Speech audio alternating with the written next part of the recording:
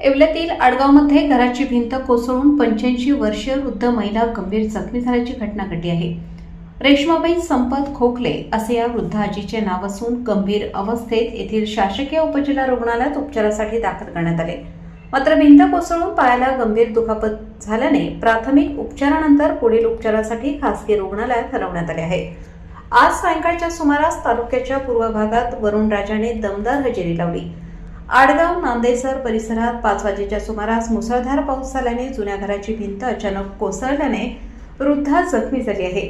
शासनाने आर्थिक मदत करावी अशी मागणी जखमी महिलेच्या नातेवाईकांनी केली आहे। घडली होती नेमकी आज भिंत कोसळण्याची? मी विजय संपत खोकले, आडगाव राहणार। आमच्या मातोश्री आई ना 5 वाजता 5:30-6च्या दरम्यान पाऊस झाला। भयानक पाऊस झाल्यामुळे ना तर भिंत अशी कोसळली। आमच्या आई इतक्या गंभीर दुःखी झाल्या तर त्यांना आता उपचारासाठी येवला नगरपालिकेच्या हॉस्पिटलमध्ये आणली। त्याच्या भरपाईसाठी शासनाने मदत करावी हीच आमची विनंती आहे।